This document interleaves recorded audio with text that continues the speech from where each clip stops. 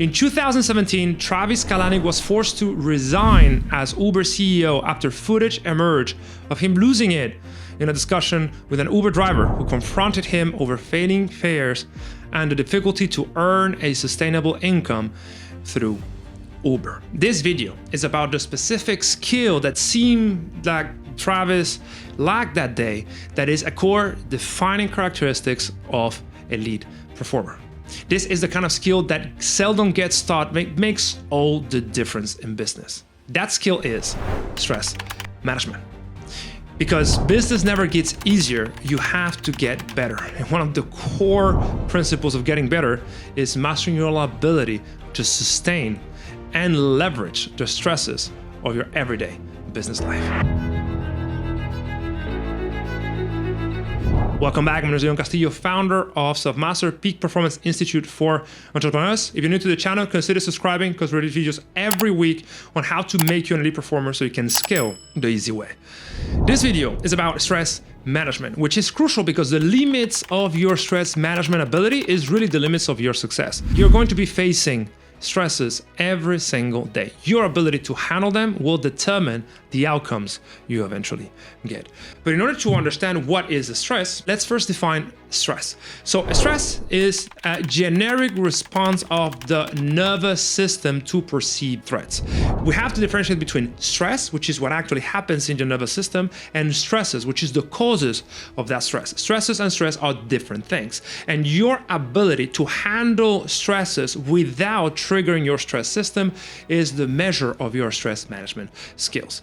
Stresses can be psychological or physiological. Psychological is, bad news or unexpected obstacles, and physiological are cold exposure, heat exposure, anything that triggers your nervous system. In your day-to-day, as an entrepreneur, you're juggling client calls, deadline expectations, team management, all sorts of activities that trigger your nervous system. And if you have no way of staying calm and collected and in control of your nervous system, you eventually snap.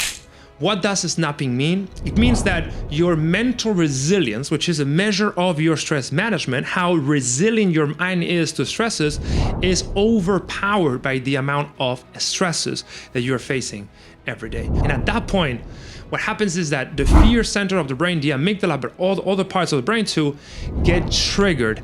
And the executive control center, that is basically the seat of our rational consciousness, gets deactivated or gets heavily compromised. So we just lose it. We lose our temper and we say the wrong thing at the wrong time. In fact, when I first started investing in coaching entrepreneurs 7 years ago, it's one of the first things that I saw, that they were entrepreneurs that were very smart, they do all the right things, but then when the time came to raise capital or meet to a strategic investor or do a presentation, they will snap and they will say the wrong thing at the wrong time to the wrong person and eventually jeopardize many months of work. And this is when I first started getting interested in peak performance training, because I realized the bottleneck for the success of these entrepreneurs was not courage or IQ or talent or hard work. It was something else. In this specific case, it was stress management.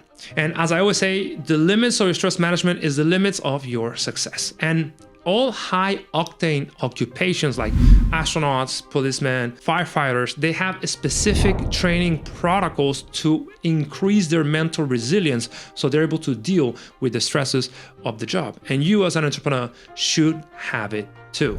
This preparation is absolutely essential for the success because split-second decisions is sometimes the difference between life and death. For instance, the most elite warriors on earth, the Navy SEALs, undergo heavy stress management training because they operate in one of the most hostile environments in the world. But also astronauts have the ERA and the NEMO projects to replicate the same stressful conditions that are found in orbit and in all the planets in order to be fully adapted for when the time comes. Elite athletes also condition themselves before competition to deal with mental and physical stress whenever the time comes. So all high stress occupation have some sort of training for their stress management. Business never gets easier, but it's also the most stressful occupation because athletes train for 2 to 4 hours per day on average. Executive and entrepreneurs work for 8 to 14 hours per day on average, which means that they're subject to constant stress. They seldom take vacation, and they don't have this culture of having rest and recovery protocols that help them rest and recharge. And as a result, 3 out of 4 have experienced burnout at least once in their lifetime. So now let's understand how to train your stress management. First, let's discuss how to train your physiology, your body's ability to handle physical stresses, and then we're going to train your mind, your psychology, to deal with mental stresses. In order to understand how the body performs optimally, we need to discuss the concept of linearity versus oscillation. So linearity means that you are trying to sustain a specific level of engagement and energy throughout the day without acknowledging that your own body goes through cycles called ultradian cycles. You are not as energetic as 10 a.m. in the morning as you are at 5 p.m. You have these cycles embedded within your own biology. So elite performers understand that they should not expect to be 100% on all the time, because that leads to burnout. So what they do is that they are 100% on, like fully focused and engaged for 90 minutes at a time, and then they rest completely, allowing the body to have a natural healing response that rests and recharges them. This oscillation is one of the key defining characteristics of all elite performers in the arts, in business, and in sports. Don't expect to be 100% on all the time, but instead work with your own biology. Understand how to really leverage your own circadian rhythms. The goal is to remove what is called allostatic load, which is the wear and tear that happens in your brain and your body as you move through the day. Giving yourself the chance to rest and recover in between work session helps very well in removing that unnecessary stress buildup. Now, not all recovery protocols are created the same. There's 2 types of protocols. One is what we call active recovery protocols, and the one is passive recovery protocols. Passive recovery protocols are those that imply no work at all. It's just sitting on a sofa, lying down, watching TV, checking social media, things that do not mobilize the brain and the body. And these are not as useful. They do not help you remove stress as well as the active recovery protocols, which are those that imply some sort of movement or minor stresses on the body. Things like heat therapy, sauna, cold plunges, or active sports, or meditation, or going for a walk. All of those protocols are very useful because they help the brain rest and recharge much more efficiently. The enemy here is not stress, remember, it's linearity. It's trying to be on all the time until you burn out. That never works. What you seek is oscillation, 100% on, 100% off, 100% on, 100% off, and you repeat this cycle several times every single day. And this is how you train your body over time to increase its physiological capacity for stress. The more stress you are subject to, the more important it is that you nail those active recovery protocols. In fact, there's this Zen proverb that says that you should meditate 15 minutes every day, and if you have no time whatsoever, then meditate for an hour every day.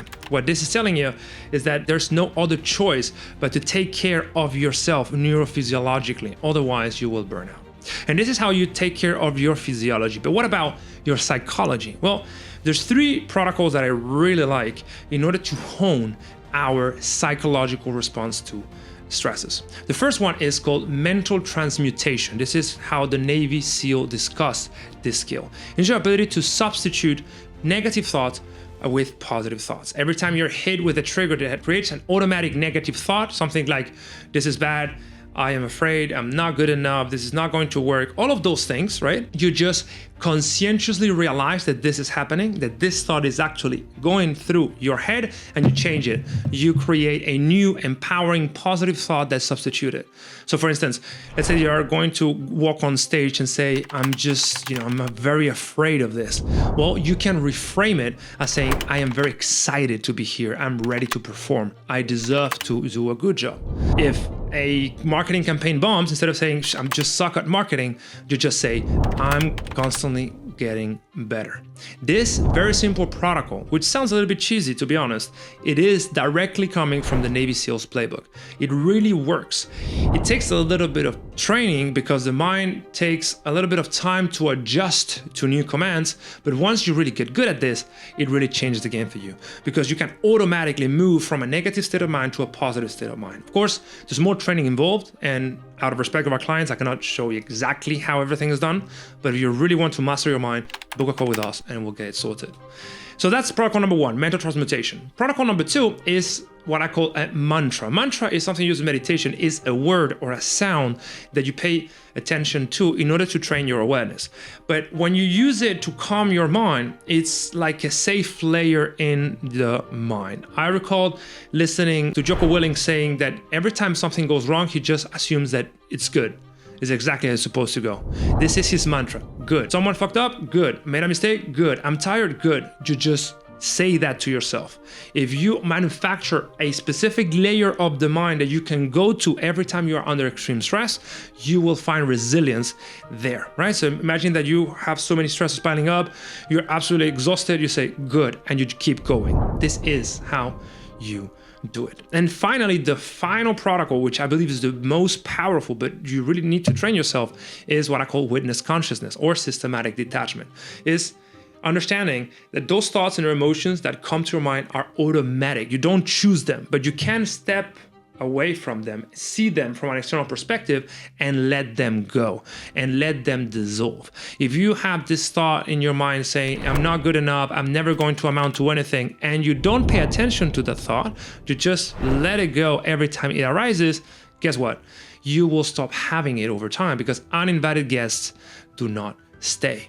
Over time, as you move through life, as you get triggered, if you let go of all of those negative thoughts and emotions, you start graduating to a much higher level of functioning. This is what I call an infinite comfort zone. After enough training in peak performance, nothing phases you.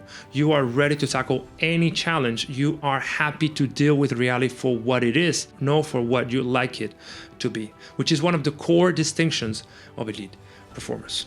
So in essence, we discuss why stress management is a core fundamental skill that all elite performers cultivate. Most people let life teach their lessons, and they take decades to fully understand how to dial themselves in so they never move outside of balance. And most people never really learn it. In this video, I give you a full protocol. First, to understand what stress is, which is a generic response from the body to perceived stresses that can be both psychological and physiological. Understand that the physiology is trained by honoring your own cycles, by being 100% on or 100% off every day. And then psychologically, you have the ability to reframe negative thoughts into positive thoughts, to find a layer of the mind that feels safe with a mantra, or directly to have this mental jujitsu going on in which you can see negative thoughts and emotions, you can stop them and you can let them go. All of those protocols bundled together will make you stress and burnout proof, because burnout is nothing else than mismanaged psychological expectations under extreme stress.